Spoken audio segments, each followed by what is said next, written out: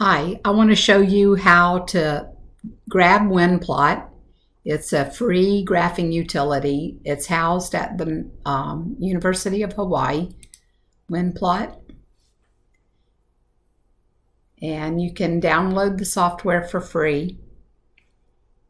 Once you install the software and open a window, I'm going to go to the View window and click View and set my window from -4 to +4 and -3 to 12. So I have my window set. And next I want to graph an explicit equation. We'll graph x squared plus 2x. So x squared plus 2x plus 1. The pen width, I'm going to use width 3, and the color I'm changing to black. So we have that parabola. And then another explicit equation, this time 2x plus 5. And my pen width is 3, and the color I'm still choosing black.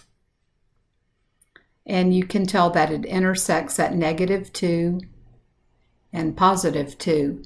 So under the equation, see where it's shade explicit inequalities?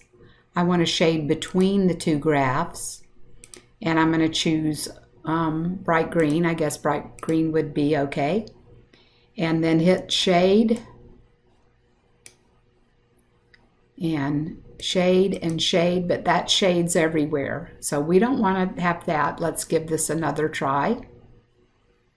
And you can see that our problem is we want it to shade between, but we want the interval to go from -2 to +2. So by setting that and then trying the shade again, you can see that we have just the area between the two curves shaded. So if you wanted to use this for a classroom activity or a test or a volume question, you could create that image for yourself. And then to put it into a document, you would hit File button and bitmap to the clipboard. And then when you opened a document, you could just insert that document into any type of document, whether it's a Word document. And then you could size it